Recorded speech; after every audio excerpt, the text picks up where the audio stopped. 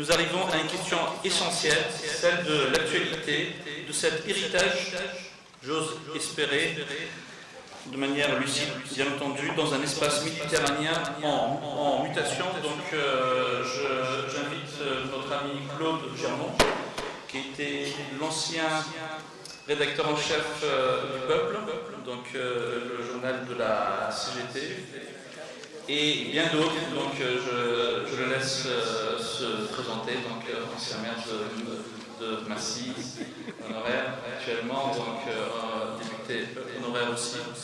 Voilà. Claude, à toi. Merci Yazik. Merci. Je voudrais vous dire que, en préambule, j'ai éprouvé beaucoup d'émotions. Parce que cela m'a rappelé les années où on battait le pavé parisien pour se battre pour la paix d'Algérie. Voilà, je voulais vous le dire.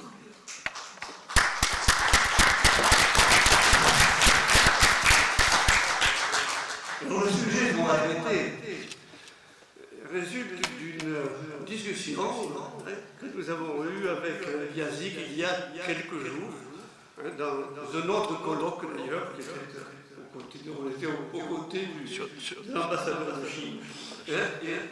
Et nous avons parlé de l'Algérie, bien sûr. Il parlait d'Algérie, et je lui dis, mais c'est pas seulement l'Algérie, c'est l'Afrique.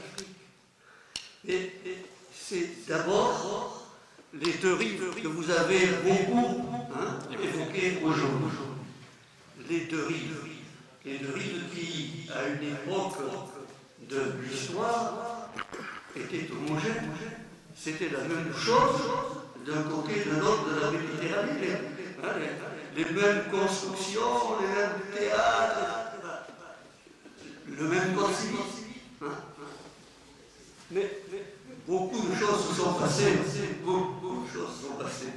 Et aujourd'hui, qu'est-ce que c'est que la Méditerranée? Est-ce que c'est une mer qui empêche de se rencontrer? Ou est-ce que, au contraire, c'est une mer qui unit? Alors, vous me direz tous, je partagerai cette idée, c'est les deux à la fois. Bien sûr, il y a un obstacle physique, mais il y a depuis toujours, et cela continue, des liens qui sont des liens économiques et des liens culturels. C'est une mer qui nous permet l'échange. Et donc, il faut essayer de faire en sorte que ceux des deux côtés de la Méditerranée puissent bien vivre en commun. Alors, ce n'est pas une chose facile. Déjà, les États du sud de la Méditerranée ne s'entendent pas tous entre eux. C'est le moins qu'on puisse dire. Donc, peut-être faut-il s'y prendre autrement. Et en discutant, nous arrivions à cette idée, que nous l'avions déjà nous avions cette idée qu'on a sans la possibilité, c'est sans doute plus facile, de faire se rencontrer, s'organiser la solidarité entre les deux rives. Et sur toute la partie, non seulement européenne, mais qui entame aussi le côté asiatique. C'est-à-dire qu'on va s'entendre et tout le monde n'y viendra pas. Mais tous ceux qui viendront feront qu'on va créer un mouvement qui à terme fera que tout ça. Il y aura une association, je ne dis pas comme l'Union européenne du premier coup, mais on voit bien ce que l'on peut en faire dans les premières 10 années ou 20 années, il nous a fallu beaucoup plus que ça pour faire l'Union européenne. Mais il te faudra un peu de temps et vous voyez un peu ce que cela peut représenter. Entre 300 millions et 500 millions de personnes n'appartenant pas à l'Europe. Je parle de l'ensemble de l'autre côté en le prenant en sa quasi-totalité. Ça veut dire qu'en ayant fait cela, nous aurons considérablement changé les rapports de force dans le monde. Parce que les 500 millions de l'Europe, plus les 500 millions qui se trouvent de l'autre côté, vous voyez bien que ça change un petit peu la donne et les rapports de force. Donc voilà. Quand j'avais écrit une chose que je ne connais pas hier, je disais quelle Méditerranée, tout le tour de la Méditerranée. Jusqu'au bout, on ne va pas s'arrêter parce qu'il y a une péninsule arabique sur le chemin qui tourne à la fois le regard vers l'Asie, mais aussi vers l'Europe, mais qui a beaucoup de liens avec l'Europe, et on voit bien que c'est l'ensemble qu'il faut viser. Et là, on change le rapport. Mais il y a, je pense, quand on a dit ça, c'est insuffisant. Il y a encore au sud, ce qu'on appelle subsaharien. Voilà. C'est toute l'Afrique qui est derrière. Et le Sahara, on se pose la même question que pour la Méditerranée. Est-ce que c'est un obstacle ou est-ce que c'est au contraire un endroit de liaison? Là aussi, il faut répondre, c'est les deux. Mais je vais dire presque que toute éternité, c'est toute vérité, si on prend, c'est long, on disait, mais le Sahara n'a pas été toujours devenu ça. C'était une terre verte. Il y a bien longtemps, personne de nous, mais évidemment, je connais ça. Mais ce qui fait que cet espace, il a toujours été traversé par les chameaux et les caravanes. Et aujourd'hui, il est traversé par des camions sur de grandes autoroutes. Donc cet obstacle-là, c'est aussi un endroit de liaison et de rencontre. Donc, il faut avoir cette idée que dès lors que l'on aurait créé ce grand mouvement unitaire sur les deux rives de la Méditerranée avec 1 milliard de personnes au total, 10 milliards, non, j'allais dire 500 milliards, 10 milliards, c'est ça? Non, je ne sais plus comment. Beaucoup de millions. Oui, en tout cas, c'est considérable. C'est 2 fois l'Europe, l'Union européenne aujourd'hui. Voilà. Et donc, là, on a un aspirateur formidable sur tout ce qui se trouve au sud du Sahara. Et là, nous sommes dans une autre démarche. Aujourd'hui, l'Afrique, elle est... comment faut dire? Elle n'est pas courtisée parce que ce n'est pas comme ça que ça se passe. Mais on a les grandes puissances, la Chine, la Russie, les États-Unis, qui font tout ce qu'ils peuvent pour diriger, pour occuper cet espace et l'avoir sous leur coupe et utiliser évidemment les matières premières et toutes les richesses qui se trouvent à l'Afrique. Ça, c'est une grande bataille. Comment pouvons-nous la conduire? Parce qu'elle est essentielle pour nous dans le rapport des forces mondiales. Ça, c'est essentiel. Et c'est quelque chose de difficile. Personne ne souhaite que cela se fasse par les armes. D'ailleurs, il y a des pays qui n'utilisent pas les armes pour l'instant. Je pense à la Chine. Oui, L'Algérie aussi.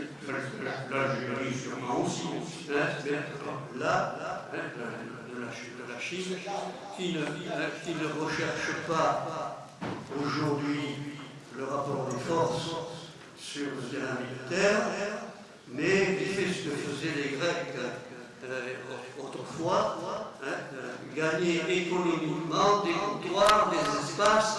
C'est une autre façon de prendre la main sur de grands territoires. Je préfère que ça se passe comme ça.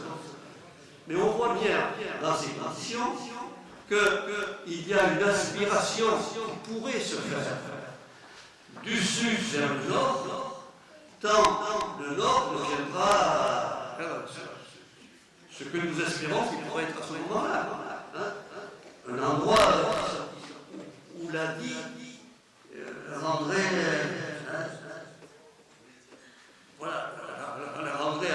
attractive. Et on voit bien qu'il y a un mouvement qui pourrait se faire et qui changerait là aussi la zone. C'est cela que nous disions qui a été un petit peu abordé. À partir de là, je ferai la conclusion.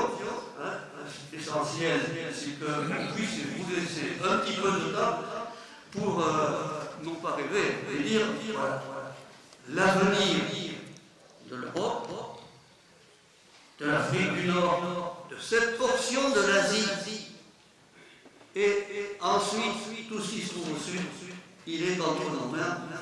Mais quelle belle bataille à mener. Merci Claude. Évidemment, nous sommes dans un carrefour de l'histoire mondiale. Tout est régionalisation. On le voit donc avec cette fameuse guerre, donc j'allais dire la guerre du Golfe, la guerre d'Ormuz. Et donc on voit aussi qu'il y aura peut-être des conflits en Asie. Et je pense que la Méditerranée doit aussi se doter, doit aussi se construire. Donc nous sommes vraiment un véritable carrefour de l'histoire. Et donc cette liaison de l'étoile nord-africaine, peut-être, je pense qu'il faut aussi rêver, donc il faut avoir aussi des rêves, mais il faut construire. Là, je donne la parole. Bon, par contre, je leur dirai très rapidement, parce que nous sommes vraiment tenus par le temps, à notre ami donc, Marc Longelot, qui est de formation d'ailleurs économiste. Donc cette question, je la connais très bien.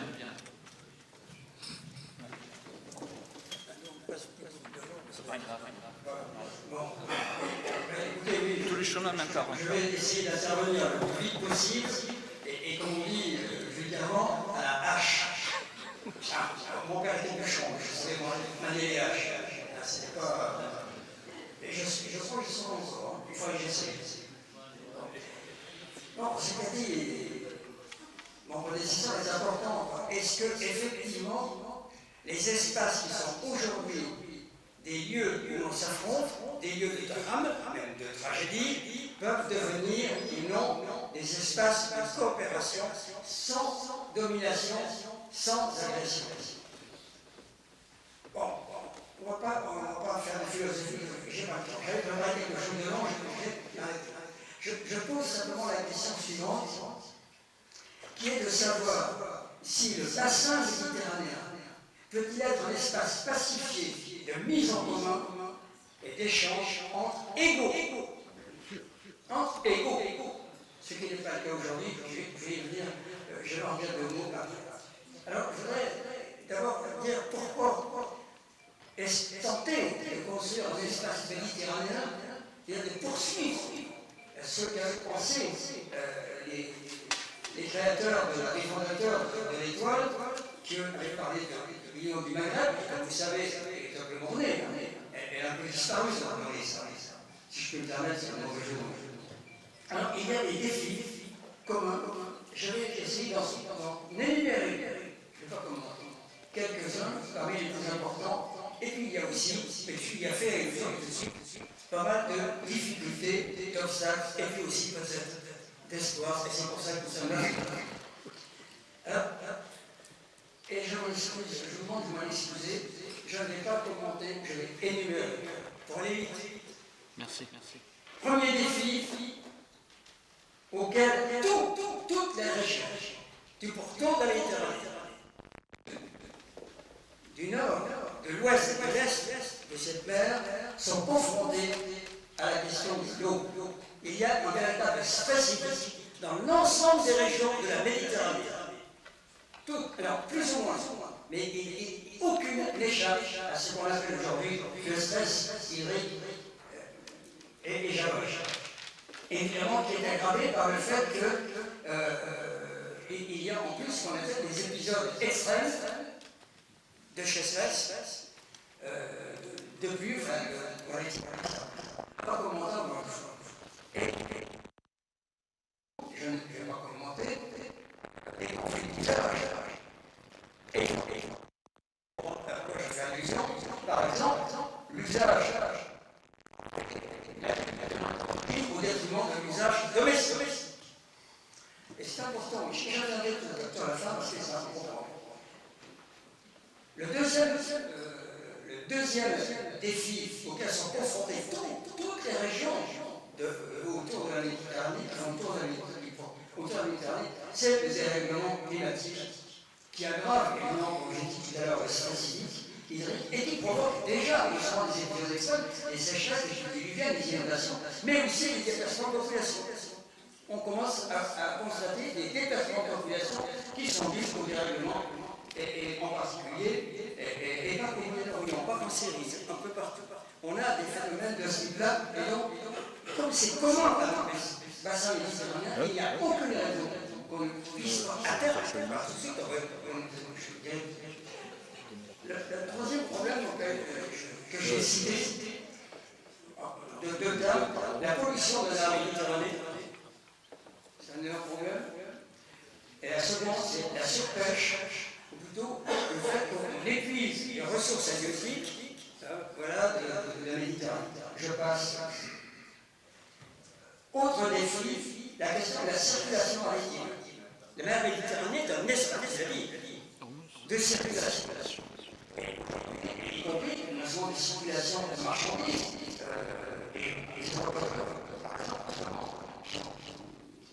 Bon, très perturbé par la guerre en Ukraine et au Moyen-Orient, vous le savez. Voilà. Mais cette circulation maritime devrait être régulée. Il faut que tout le monde s'y mette. Je commence. Il y a lié à tout ça, je passe, veuillez m'excuser, la nécessité de développer l'enseignement et la recherche avec des échanges en commun. Alors, il y a déjà des choses qui sont mais il faut aller beaucoup plus loin parce que, alors il y a des initiatives qui ont été prises, et ça vous les connaissez, et notamment, dont les résultats ne sont pas suffisants, bien entendu, ça ne peut pas être autrement, et notamment ce qu'on appelle l'Union pour la Méditerranée, dont l'Union européenne se veut le pilote, qui comprend 42 pays, dont les 27 pays de l'Union européenne et la plupart des pays du reste de la Méditerranée. Pas plus. Il y avait même inclus à un moment donné la Palestine. Je vais le dire. Bon. Je passe. Yazid m'a dit d'aller vite, et moi je fais tout ce que dit Yazid. Je voudrais quand même évoquer si cette perspective, cette nécessité, cette quasi-obligation dans laquelle nous sommes, toutes ces régions du bassin d'agir, se heurtent à des difficultés, des obstacles, ce que je dis des espoirs, des espoirs. D'abord, les conflits frontaliers sont très nombreux. Je ne m'attends pas. Les conflits interétatiques, sur la question de l'eau, sur la question de la pêche en mer, etc. Je passe. Les accords léonins, ça c'est un obstacle. J'ai fait allusion tout à l'heure dans ma première intervention. Les accords que je qualifie de léonins, de libre-échange, de partenariat signés avec l'Union européenne, par la plupart, pas tous, les pays pourtant méditerranéens, font une autre manière de garder la paix. Cet espace, on parle des grandes puissances, la France en particulier, l'Allemagne, l'Angleterre, mais appuyés, que les États-Unis appuient. Ils mettent en pleine scène, et souvent la bagarre. Je passe. Alors, c'est important parce que ces accords de libre-échange renouvellent la domination des puissances essentielles, l'exploitation des forces de travail, l'appropriation, vous l'a dit, des richesses du sol et des ressources. Et je dois dire, mais là je ne vais pas développer, j'imagine que si tout le monde le sait, la France a été trop souvent, encore ces dernières années, à l'initiative de guerre invraisemblables, dans des conditions, avec des conséquences dont on paye toujours le jeu aujourd'hui. Je pense à l'intervention en Libye, je pense aux interventions au Sahel, etc. Bon. Encore une fois, je ne fais pas de commentaire, je cite, et j'imagine qu'ici tout le monde sait de quoi il s'agit. Alors, je suis absolument convaincu qu'on ne peut pas améliorer les accords de libre-échange actuels. Il faut changer la manière de faire. Il faut que les puissances impériales ou ex-impériales cessent d'être impériales. Le capitalisme, bien entendu. Le capitalisme. Ça veut dire qu'il faut que nous tirions les leçons de l'histoire, que nous tenions compte des arts, mais aussi de l'expérience populaire, aussi elle n'est pas opérée par la création des grandes fermes et des États qui font faire n'importe quoi, notamment dans le domaine agricole et aussi pour ça, l'usage de l'eau, la pêche, etc. Et je voudrais enfin terminer, et là je vous explique notre fait.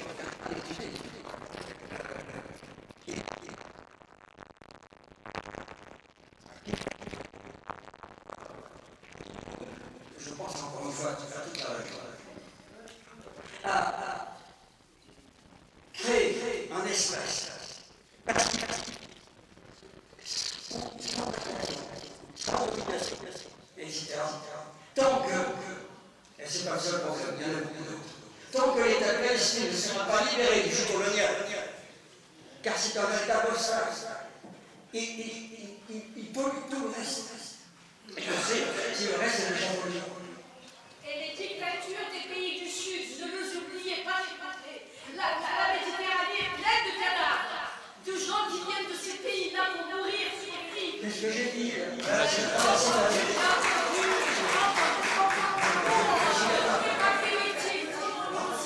Méditerranée devient un cimetière.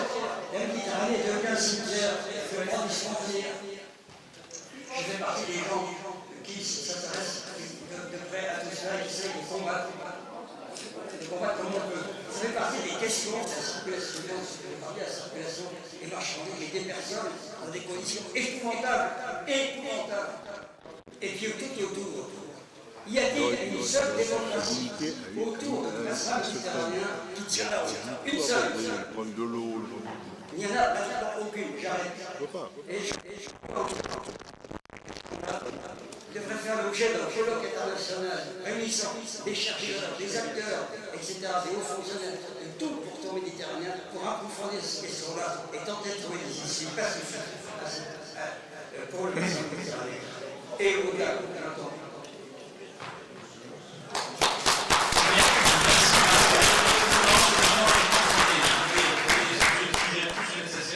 Il y a plusieurs colloques volontaires.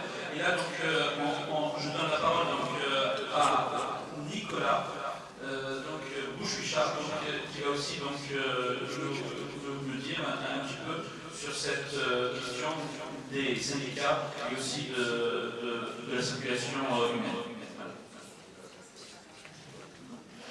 Voilà, alors, moi, plus que sur la question des